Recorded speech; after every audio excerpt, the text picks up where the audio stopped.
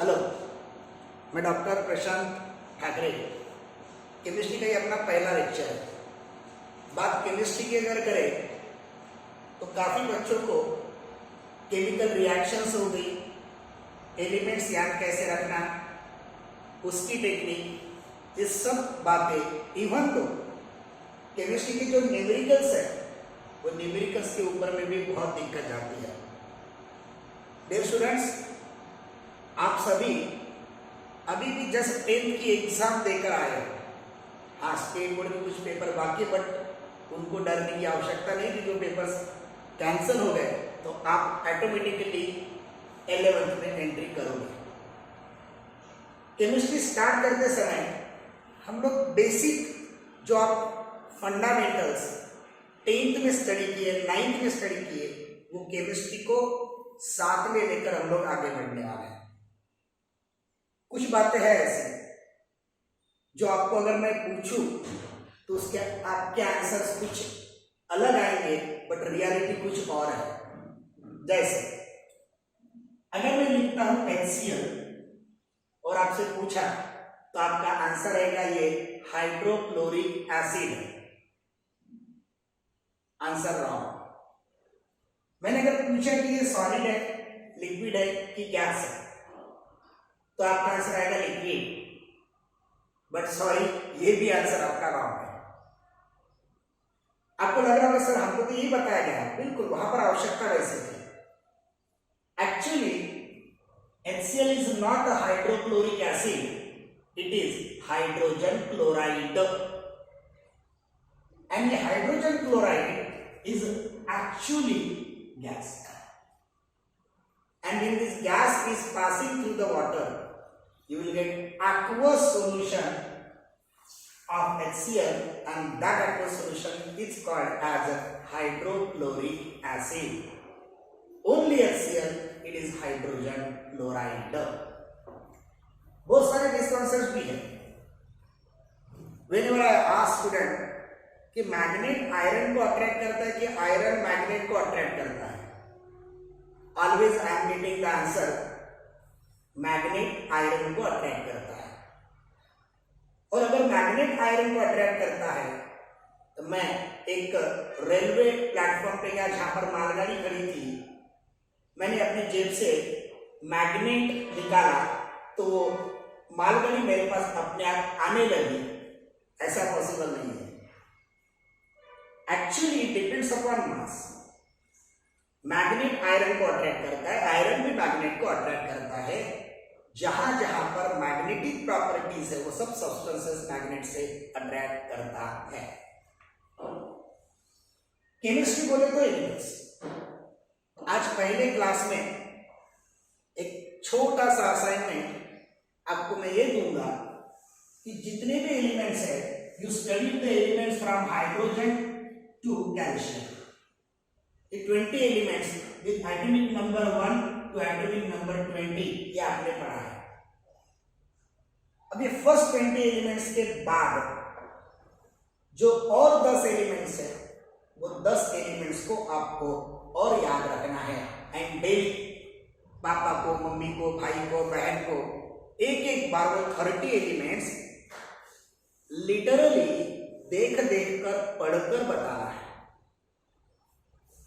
Hydrogen को calcium मुझे बताने की आवश्यकता नहीं, आपको 10 तक हो चुका है।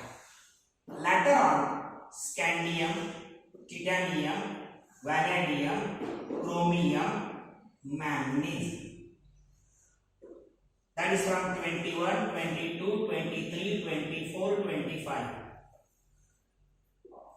Iron, cobalt, nickel, copper, zinc, that is 26, 27, 28, 29 and 30। ये 10 एलिमेंट्स आपको याद रखना है। हाँ, याद अगर रखना है तो एक मैं 2000 में जिस बात को डिराइव किया तो आपके सामने 20 साल के बाद फिर से देखा। इस 10 एलिमेंट्स को याद रखने के लिए एक छोटा सा सिंगिंग लाइन मेरे पास है।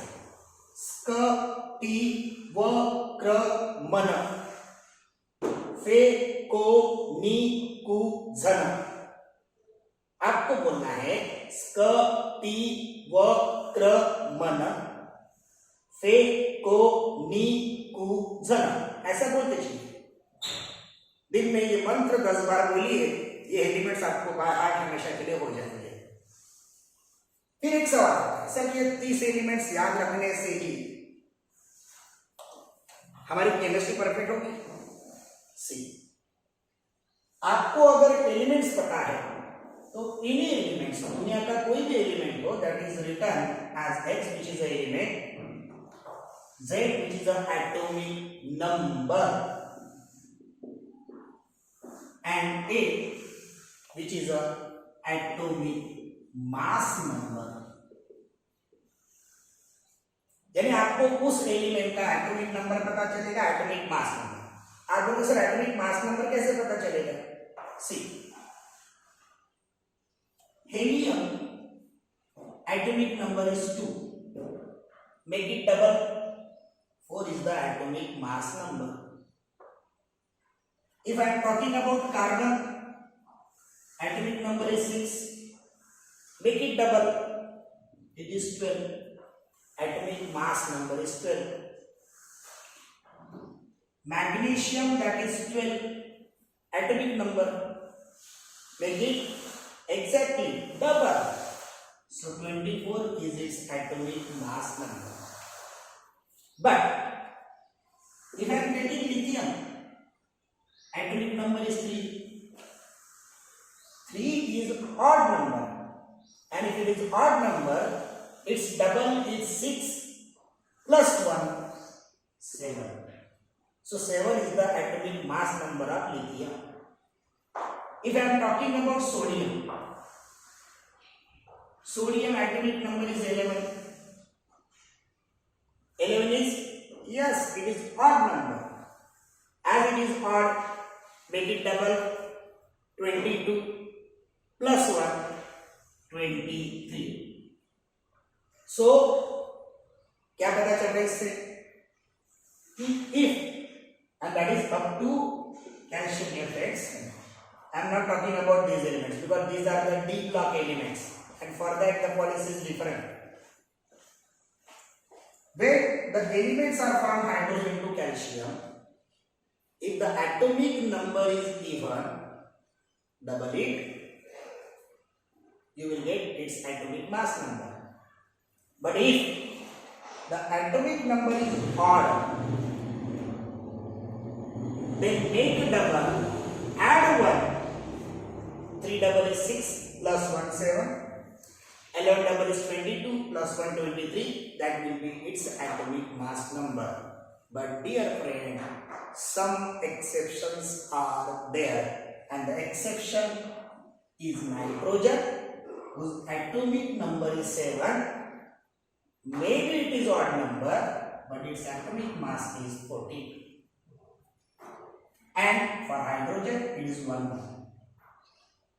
so अगर आपको 1 से लेकर 30 तक एलिमेंट्स याद है, उनका एटॉमिक नंबर पता चलेगा, एटॉमिक मास नंबर पता चलेगा अप टू 20, एटॉमिक नंबर पता है that represent how many number of electrons are present, whatever the number of electrons are there, equal number of protons are present, means by knowing atomic number, number of electrons and number of protons can be known, and atomic mass number is nothing but total number of protons and neutrons।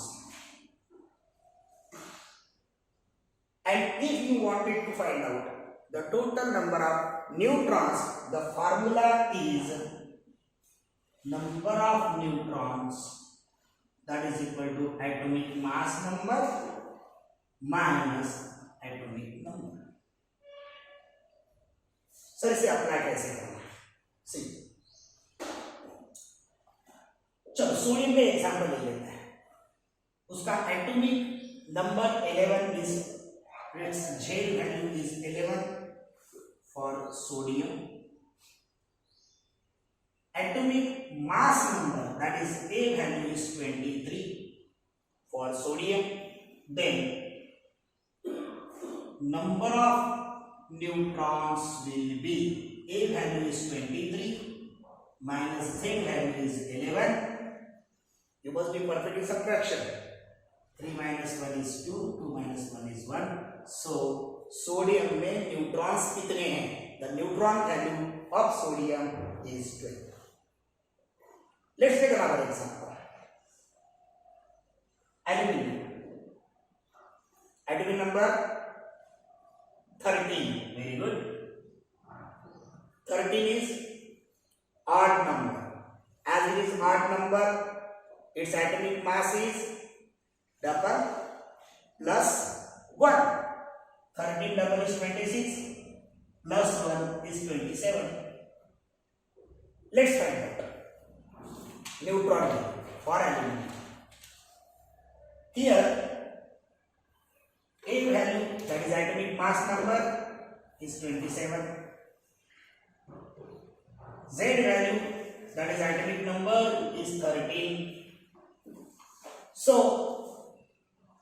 number of neutrons, neutron value for aluminum is A value is 27 minus 13, that is equal to 14. It is means atomic number पता चलेगा, atomic mass number पता चलेगा, number of electrons पता चलेगा, number of protons पता चलेंगे, number of neutrons पता चलेंगे. अच्छा, ये protons और neutrons कहाँ रहते हैं? Very good, nucleus में. And that's why point to be noted as protons and neutrons are present in nucleus, they are known as nucleons. Which are nucleons? Protons and neutrons are nucleons. As these particles, fundamental particles are present in the nucleus, these are known as nucleons. You may call atomic mass number, which is a representative of total number of protons and neutrons, and therefore atomic mass number is a representative of nucleon number. तो वो भी आपको पता चलता है. उतना ही आपको अगर एटॉमिक नंबर पता है, जैसे aluminum atomic number is 13, so you better know its electronic shell configuration. First shell 2, 8, 3. How many electrons in the outermost shell? 3. So what will be its valency? Its valency is 3. If I am talking about nitrogen, atomic number is 7. So it is 2, 5. तो आपके मन में आएगा sir आखिरी में 3 था तो valency 3 है, आखिरी में 5 है तो वैलेंसी 5. नो, ये एलिमेंट्स भी आलसी है, रियली आलसी है. जो आसान होता है वो काम करने वाला है. यहां पर 8 होनी चाहिए, 5 गेन करना और 3 लॉस करना आसान क्या है? 3 लॉस करके 3 वैलेंसी. बट यहां टोटल 8 आना चाहिए, तो 3 गेन करना और 5 लॉस करना, तो 3 वाला काम आसान है. That's why its valency is also 3. Means what? अगर एलिमेंट्स आपको पता है तो once again I am repeating, atomic number पता चलता, एटॉमिक मास नंबर पता चलता, नंबर ऑफ इलेक्ट्रॉन पता चलते, नंबर ऑफ प्रोटॉन पता चलते, तो एटॉमिक मास नंबर पता चलने से नंबर ऑफ न्यूक्लियस पता चलते. And if you subtract atomic number from atomic mass number, you will get the value of number of neutrons. atomic number पता रहने से शेल कॉन्फ़िगरेशन पता चलेगा, उस पर से वैलेंसी पता चलेगी. एंड माय डियर फ्रेंड्स, ये वैलेंसी कोई भी सब्सटेंस बनता कैसे है, उसका ओरिजिन ये वैलेंसी है. ठीक है, हमें पता है कि कार्बन एंड ऑक्सीजन सामने आता है तो हमको CO2 ये एक सब्सटेंस याद आता है। मैं इसका थोड़ा सा ब्रीफ आपको दूंगा और डिटेल हम लोग नेक्स्ट क्लास में हम लोग लेने वाले हैं। कार्बन CO2 कैसे बना, हाइड्रोजन H2O कैसे बना, बिकॉज कार्बन की वैलेंसी is 4, ऑक्सीजन की वैलेंसी है 2, बात में अगर करता हूं कार्बन की वैलेंसी है 4, ऑक्सीजन की वैलेंसी है 2, दोनों की वैलेंसी इक्वल होनी चाहिए। मुझे 2 का 4 करना है तो मुझे डबल लेना पड़ेगा, तब दोनों की वैलेंसी 4 4 तमाम कौन वैकेंसी होगी। वैलेंसी में रिस्पॉन्सिबिलिटी। मुझे वाटर कैसे बना होगा, वाटर कैसे बना होगा मतलब वो फार्मूला कैसे डिजाइन होगा, तो hydrogen oxygen, hydrogen valency 1, oxygen valency 2, दोनों को इक्वल करना है, 2 इक्वल हो गए। H2 फार्मूला नहीं है, सो कोई भी फार्मूला डिजाइन कैसे होता है वो वैलेंसी पे डिपेंड करता है। तो today just fun with chemistry में बात ये करना है कि आपने जो 10th 9th में जो बेस पढ़ा है केमिस्ट्री का, उस बेस को स्ट्रॉन्ग करो। एंड सामने भी might be you are appearing for JEE, NEET, IISER, ICAR, कोई भी एग्जाम आपको अपेयर अगर करनी है और केमिस्ट्री अगर परफेक्ट बनाना है, the ultimate goal should be you should remember the elements which are present in the periodic table and you should know the position of the element in the periodic table. तब उसका पूरा detail property सब बातें आपके पास आएगी and that is my guarantee कि more than 90 elements आप by heart कर लोगे जैसे जैसे सेशंस खत्म होते जाएगा। पहले 30 एलिमेंट्स आपको बाय हार्ट करना है, लिटरली बोलना है, ऐसे नहीं बोलना नो, ऐसे भी नहीं, ऐसे भी नहीं, लाउडली हाइड्रोजन, हेलियम, लिथियम ऐसे अपने घर में जितने भी सदस्य हैं उनको बोल के दिखाइए, डेली बोलिए। और ये 10 एलिमेंट के लिए मैंने आपको एक छोटा सा सॉन्ग दिया है, स्कटीवक्रमण फेकोनिकुझन। एक बार बोलिए, स्कटीवक्रमण फेकोनिकुझन। समझ में आ गया? किसी ने पूछा आयरन का एटॉमिक नंबर क्या है? फे। स्कटीवक्रमण फे means 21, 22, 23, 24, 25, 26. 26 is the atomic number of iron. ये पता चल जाएगा। So you first keep in mind for today's lecture that कि ये जो केमिस्ट्री का बेसिक अगर हमें स्ट्रॉन्ग करना है तो हमको एलिमेंट्स पता होना चाहिए, उनकी पोजीशन पता होना चाहिए। आज का आपका असाइनमेंट है और पीडीएफ के थ्रू आपको और कुछ असाइनमेंट भी भेजा जाएगा। जो गूगल ऐप आपने डाउनलोड किया है उस पे वो असाइनमेंट भी आपको आज के आज सॉल्व करना है। Thank you very much.